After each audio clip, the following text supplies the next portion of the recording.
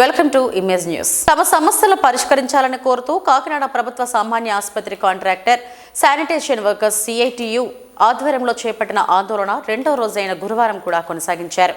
ఈ సందర్భంగా యూనియన్ నాయకుడు డి దుర్గా ప్రసాద్, సిహెచ్ పుష్పలు మాట్లాడుతూ 2021 నుండి జీజీహెచ్లో శానిటేషన్ నిర్వహణ కాంట్రాక్ట్ పొందిన Krishna construction private limited company వారు గతంలో ఎన్నడూ లేని విధంగా పీఎఫ్ చెల్లింపుల్లో యాజమానులు చెల్లించవలసిన వాటా కూడా కార్మికుల జీతాల నుండి కత్తిరింపులు చేస్తున్నారని తెలిపారు. ఇప్పటి వరకు అధికారులకు చాలాసార్లు విన్నవించామన్నారు. స్పందన లేకపోవడం వల్లనే ఆందోళన బాట పట్టామన్నారు. అధికారులు స్పందించి న్యాయం చేసే వరకు ఆందోళన కొనసాగుతుందన్నారు. ఈ కార్యక్రమంలో సిఐటియు నగర అధ్యక్షుడు పల్లివెల వీరబాబుతో పాటు యూనియన్ నాయకులు జె లక్ష్మీప్రియ తదితరులు పాల్గొన్నారు. కార్మికుల జీతం నుంచి కత్తిరింపులు జిందాబాద్ జిందాబాద్, సమస్యలు పరిష్కరించే వరకు, శానిటేషన్ కార్మికుల సమస్యలు పరిష్కరించే వరకు జిందాబాద్ జిందాబాద్, జిందాబాద్ జిందాబాద్, కార్మికుల ఐక్యత. అయితే రెండు విధాలుగా మా వైపు నుంచి కటింగ్ చేసేసి మరి మాకు చాలా ఇదిగా ఇచ్చేస్తున్నారండి. మరి మేము అది అడిగితే ఇప్పుడు సమాధానం చెప్పలేదు. మరి అందుకని మేము రోడ్డు ఎక్కామండి. మరి ఇప్పుడే మా పరిష్కారం మరి మా పిఎఫ్లు కానీ మా జీతం కానీ పరిష్కరించకపోతే ఇంకా ఆందోళనలో దిగుతామండి. మరి ఇంకా మేము మరి ఎన్నోసార్లు మేము చెప్పినా మరి మా అధికారులు కానీ ఎవరు కానీ మమ్మల్ని పట్టించుకోలేదు. మరి ఇప్పటికైనా మా పట్టించుకోవాలి మరి ఆశపడుతున్నామండి. మేము ఎంతో శానిటేషన్ అంటే ఎంత చండాల పని చేస్తామో అందరూ చూస్తారండి. అంత చండాల పని చేసినా మాకు మరి ఎవరు గుర్తు వస్తలేదండి. మాకు గుర్తుపడతలేదు. ఒకటి మాకు ఆ శానిటేషన్ పని చేయాలంటే ఎవరు రారు ముందుకి. అలాంటి మేము చేస్తున్నాము. మరి మా యొక్క కడుపులు కానీ మరి మేము కానీ సుఖంగా ఉండాలంటే మరి మాకు జీతాలు పెరగాలండి. మా జీతాలు పెంచే విషయంలో మరి అధికారులు మాట్లాడాలని, అధికారులు మరి సహాయం చేయాలని కోరుకుంటున్నామండి. మరి అందరికీ ధన్యవాదాలండి. కొత్తపేట మండలం పలివెల గ్రామం చౌతరపురం సత్తెమ్మపల్లి గుడి వద్ద రోడ్డుపై గురువారం జరిగిన రోడ్డు ప్రమాదంలో 20 మృతి చెందారు. స్థానికుల కథనం ప్రకారం ఆచెంటకు చెందిన ఆటో డ్రైవర్ బాండి మోషే రావులపాలెం మండలం ముమ్మిడివరపాడుకు చెందిన చీమల మాధవరావు మోటార్ సైకిల్పై వస్తుండగా 20 ఎదురెదురుగా ఆటో బైక్ ఢీకొనడంతో ఈ ప్రమాదం జరిగింది. అక్కడికక్కడే 20 మృతి చెందారు. ఈ ప్రమాదంలో మరొకరికి తీవ్ర గాయాలయ్యాయి. సామాజికంగా, ఆర్థికంగా మహిళా సాధికారత సాధించే లక్ష్యంతో ముఖ్యమంత్రి వైఎస్ జగన్మోహన్ రెడ్డి కృషి చేస్తున్నారని ముమ్మిడివరం ఎమ్మెల్యే పొన్నాడ వెంకట సతీష్ కుమార్ అన్నారు. ఐపోలవరం మండలం బాణాపురంలో వైఎస్ఆర్ ఆసరా 4వ విడతగా మంజూరైన 8,53,39,830 రూపాయల చెక్ను లబ్ధిదారులకు అందజేశారు. ఈ సందర్భంగా మండల పార్టీ కన్వీనర్ పిన్నమరాజు వెంకటపతిరాజు అధ్యక్షతన జరిగిన సమావేశానికి ఆయన ముఖ్య అతిథిగా విచ్చేసి మాట్లాడారు. మన ముఖ్య అతిథి అభివృద్ధి ప్రదాత, అలాగే చిరునవ్వుల మనిషి మన శాసనసభ్యుల వారు, అలాగే టీటీడీ సభ్యులు, అలాగే డాక్టర్ బిఆర్ అంబేద్కర్ కోనసీమ జిల్లా పార్టీ అధ్యక్షులైనటువంటి మన పొన్నాడ వెంకట సతీష్ కుమార్ గారికి స్వాగతం, సుస్వాగతం. అలాగే వేదిక మీద ఉన్నటువంటి పెద్దలందరికీ కూడా నా యొక్క స్వాగతం. అలాగే ఈ 4వ విడతకు ఇచ్చేసినటువంటి అక్క చెల్లెమ్మలందరికీ కూడా నా హృదయపూర్వక నమస్కారాలు. మరి జగన్ గారు ఎన్నో కార్యక్రమాలు చేశారు. మీ మహిళా పక్షపాతిగా ఆయన నిలబడ్డారు.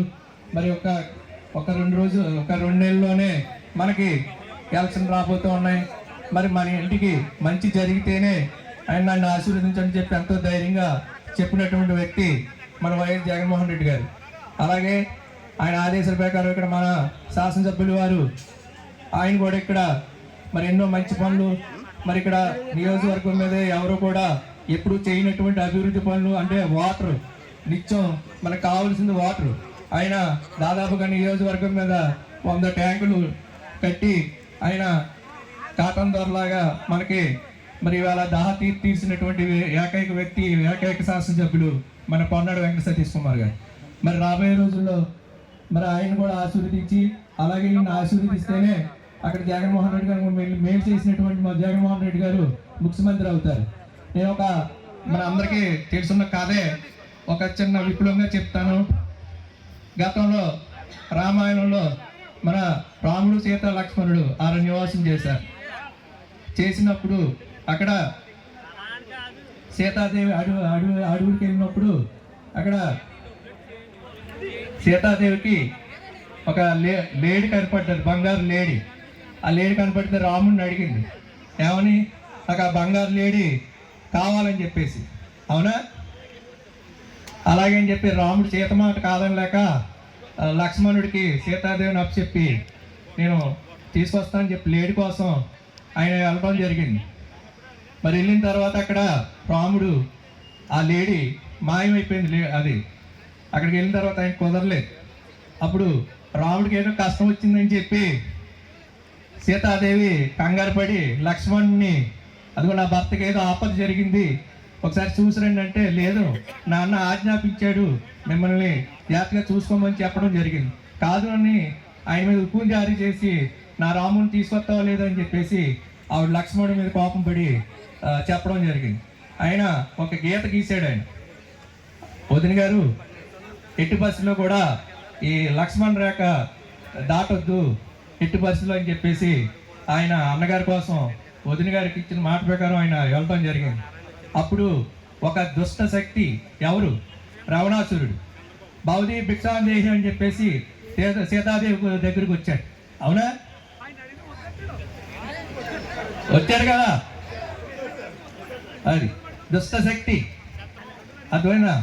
వచ్చి అమ్మ భవదీ భిక్షాందేహి అంటే సీతాదేవి ఎవరైనా అన్నపూర్ణ ఎవరైనా ఇంటికి వచ్చినప్పుడు ఏం చేస్తారు? సరే ఆయన ఆకలి తీర్చాలని చెప్పేసి, అయ్యో పాపం ఎవరో వచ్చారని చెప్పి సీతాదేవి వస్తే అక్కడ లక్ష్మణ్ రేఖ మళ్ళీ సంశయించింది, ఏంటిది లక్ష్మణుడు దాటొద్దు అన్నాడని చెప్పేసి.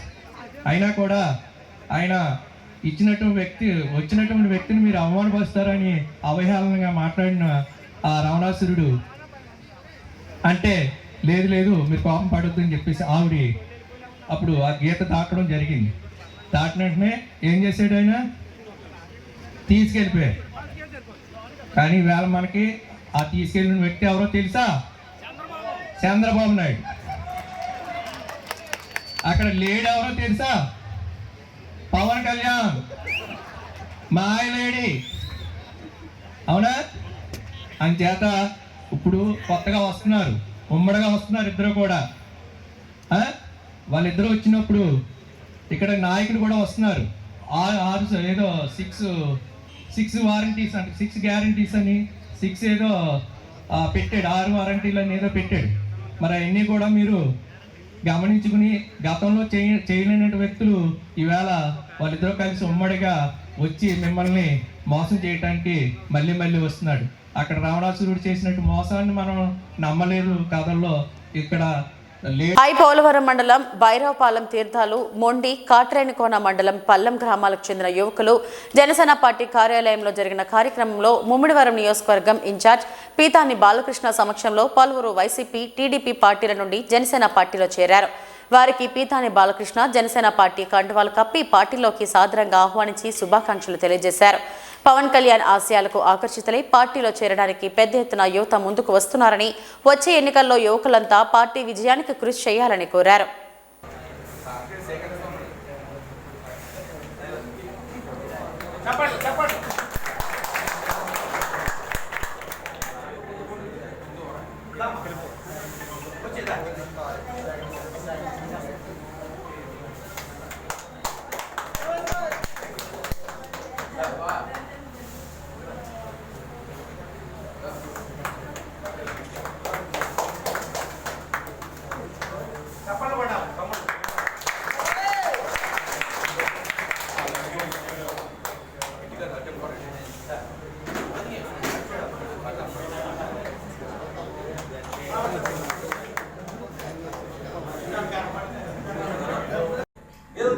పార్టీగా ముద్రయ్యాలని చేసిన ప్రయత్నం ఏదైతే ఉందో మిగిలిన పార్టీలో ఆ ప్రయత్నం ఫెయిల్ అయింది. ఖచ్చితంగా ఇవాళ జనసేన పార్టీలోనే మనకి బీసీలకి బడుగు బలహీన వర్గాలకి, ఎస్సీలకి, బీసీలకి అందరికి కూడా బడుగు బలహీన వర్గాలు అందరికీ కూడా ఖచ్చితంగా రేపు పొద్దున్న మనకు రక్షణ ఉంటుంది. ఆయన మాటలు వింటే ఒక్కోసారి మనకు ఎంతో ఆనందం వేస్తూ ఉంటుంది. ఒక సామాన్యుడికి రాజకీయాన్ని పంచుతాను, రాజకీయ వేదికలు పంచుతాను అంటే నేను సామాన్యుడిని, నేను అతి సామాన్యుడిని. మీరు ఉన్నదాన్ని మీకు ఇంకా ఇల్లులో ఉన్నాయి, ఆ ఇల్లు లేని పరిస్థితుల నుంచి ఒక చిన్న ఉద్యోగం చేసుకుంటే ఇలా వచ్చాను. ఇవాళ నా ధైర్యం ఏంటి? పవన్ కళ్యాణ్ గారు. మీకు అర్థమైందా? నా ధైర్యమే పవన్ కళ్యాణ్ గారు. ఎవరు ఉన్నారంటే నాకు పవన్ కళ్యాణ్ గారే. ఆయన నా కుటుంబ సభ్యుడు. ఇంట్లో నేను ఎప్పుడూ ఊహించుకున్నాను తప్ప నాకు ఏ విధమైన భయం కానీ ఏ విధమైన బాధ కానీ లేదు. నా క్షేమం కానీ నా సంక్షేమం కానీ నా మంచిర్యాలు కానీ చూసుకునే బాధ్యత పవన్ కళ్యాణ్ గారు నేనున్నాను. మా అక్క అడిగినప్పుడు నేనున్నానమ్మా పితాని గారిని బాగా చూసుకునే బాధ్యత లేదని ఆయన చెప్పిన విధానం కానివ్వండి, నాకు ఆయనతో కలిసినప్పుడు మాట్లాడుకునే మాటలు కానివ్వండి, ఒక సొంత కుటుంబ సభ్యులు కూడా అంత అభిమానంగా మాట్లాడినంత గొప్పగా ఆయన నాకు మాట్లాడి నాకు ఇప్పుడు మాట్లాడినా ఎంతో సంతోషంగా నాకు. అలాగని ఆయన బాగా చూస్తున్నారని చెప్పేసి నేను ఎప్పుడు ఇంట్లో దొంగలేదు. ఏ రోజు కూడా రోడ్డు మీద ఉన్నా, ప్రతిరోజు కూడా వ్యాపారం లేవు వాడు లేవు, వీడు వచ్చినది మొత్తం సర్వనాశనం అయిపోయింది. ప్రతిరోజు ఆయన ఆశయాల కోసం, ఖచ్చితంగా ప్రజల కోసం ప్రతిరోజు కూడా నేను ప్రజల్లో ఉన్న ఈ రోజు వరకు కూడా నేను సొల్లంగిలో ఎక్కడో కాకినాడ రోడ్లో తీసుకొచ్చేసి, అది చాలా విలువైన భూమి, 4 ఎకరాల భూమి.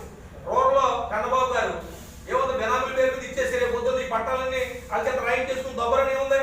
దాని మీద మన మనవాళ్ళందరూ కూడా అక్కడ మరి నన్ను పిలిస్తే నేను వెళ్ళి 5 గంటలు 6 గంటలు అక్కడ ఉండి ఆ వ్యవహారాన్ని ఖచ్చితంగా నిలబెట్టి అక్కడ ఖచ్చితంగా ఎవడైనా రాళ్ళు పాత్రడానికి వీల్లేదని చెప్పి నేను మాట్లాడి జనసేన పార్టీ తరఫున నిలబడ్డాను. ఎందుకంటే మీ కార్యక్రమం చూసుకొని నేను మళ్ళీ అక్కడ మనవాళ్ళు కంటేసి కూర్చున్నారు. అక్కడ కూడా వాళ్ళకి మద్దతు ప్రకటించి ఎట్టి పరిస్థితుల్లోని వాళ్ళకి వేరే నియోజకవర్గాన్ని కూడా తీసుకొచ్చి ఇక్కడ పెట్టే పరిస్థితి ఎట్టి పరిస్థితుల్లో జరగనేమో. అందులో ఏదైనా జరిగితే ముందు నాకు జరుగుతుంది, ఆ తర్వాత మీ గ్రామానికి జరుగుతుంది. ఖచ్చితంగా నేను మీకు జనసేన పార్టీ తరఫున అండగా ఉంటానని చెప్పేసి వాళ్ళకి ధైర్యం చెప్పాను. ఇలా ధైర్యంతో అక్కడ నిలబడున్నాను. అది పితా బాలకృష్ణ గారి కమిట్మెంట్. నాకు అబద్ధాలు చెప్పడం రాదు, ఇంకోటి రావడం మాట్లాడడం రాదు. నేను ఏదైతే చెప్పానో అది ఖచ్చితంగా 100కి 100 పాళ్ళు దైవ సాక్షిగా మీ అన్ని కూడా నేను చేస్తాను.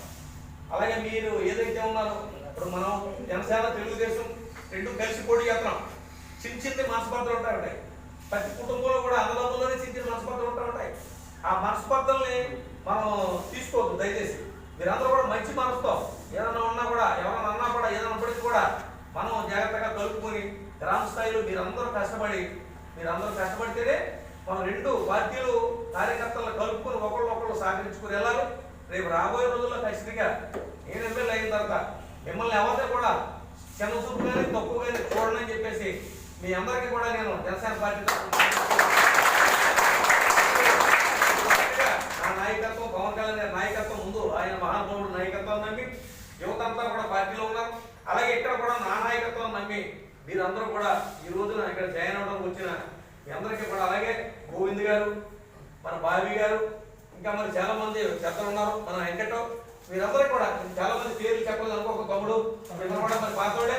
మీరందరూ కూడా ఈ కార్యక్రమాలకి వీళ్ళందరినీ తీసుకొచ్చి ఇక్కడ జాయిన్ చేస్తున్నందుకు, అలాగే రేపు రాబోయే రోజుల్లో కూడా ప్రతి దానికి కూడా జవాబుదారీతనం ఖచ్చితంగా ఉంటుంది జనసేన పార్టీలో. డైరెక్ట్ గా మీరు రండి, ప్రతి ఒక్కరికి కూడా నేను అందుబాటులో ఉంటాను. లేదంటే మీ గ్రామాలు నేనే వస్తాను, నేనే వచ్చి అక్కడ మీ సమస్యలు సాల్వ్ చేస్తాను. ఎందుకంటే ముసలాముఖగా ఉన్నా మళ్ళీ అక్కడ రావాలన్నా కూడా కష్టం కనుక నేనే వచ్చి అక్కడ కూర్చుంటాను. అధికారులు తీసుకొచ్చి అక్కడే మీ దగ్గరే నేను అన్ని కార్యక్రమాలు చేసి మీ కష్టాల్లో పాల్పంచుకుంటాను. ప్రతి ఒక్కరికి కూడా మీ అందరికీ చేదోడు వాళ్ళు అనుకుంటాను. ముఖ్యంగా మీ కార్పొరేషన్ ఏదైతే ఉందో ఆ కార్పొరేషన్ నుంచి మీకు రావాల్సిన అన్ని కూడా మీకు లోన్స్ ఏదైతే ఉన్నాయో, అలాగే ఆయిల్ సబ్సిడీ కానివ్వండి, అలాగే దేనికి వరల సబ్సిడీ కానివ్వండి, ప్రతి దాంట్లో కూడా నేను తెలుసుకుని దాని మీద మీకు ఎంతవరకు న్యాయం చేయాలో అంతవరకు పూర్తిగా మీకు న్యాయం చేస్తానని, ఈ డబ్బుల విషయాలు కూడా మీరు ప్రజలందరికీ కూడా మన అగ్రికల్చర్ సోదరులందరికీ చెప్పండి. ఇది ఎవడు బాబుగా చూపించడం లేదు. ఇది ఆయిల్ కంపెనీలు ఏదైతే మనకి ఇబ్బంది కలిగిందో ఏటాడుకోవడానికి ఆ ఇబ్బంది చేసిన కంపెనీలు, ఆయిల్ కంపెనీలు ఏవైతే ఉన్నాయో వాళ్ళు ఆయిల్ తీసుకునేదానికి మనకి ఆ ఆయిల్ కంపెనీల ద్వారా వచ్చే డబ్బులు తప్ప ఇది ఎవరు సొమ్ము కాదు. ఇవాళ నేను కాదు, సతీష్ కాదు, రేపు పొద్దున నువ్వు కాదు, ఎవడొచ్చినా కూడా ఆ డబ్బులు ఎవడు ఆపలేడు. కొంత దోపిడీ జరుగుతుంది ఈ డబ్బుల్లో, వచ్చిన డబ్బుల్లో.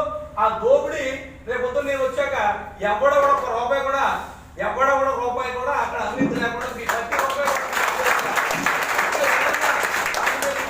వస్తే దాని మీద కూడా ఆయిల్ కంపెనీలతో మాట్లాడి మీకు అన్ని కూడా వచ్చేలా చూసే బాధ్యత నాదని, నన్ను నమ్మి పార్టీని నమ్మి మరి ఇంత దూరం వచ్చి పార్టీ ఆఫీసులో ఏ రోజున జాయినింగ్ వచ్చిన మీ అందరికీ కూడా పేరు పేరున ప్రతి ఒక్కరికి కూడా పాదాలను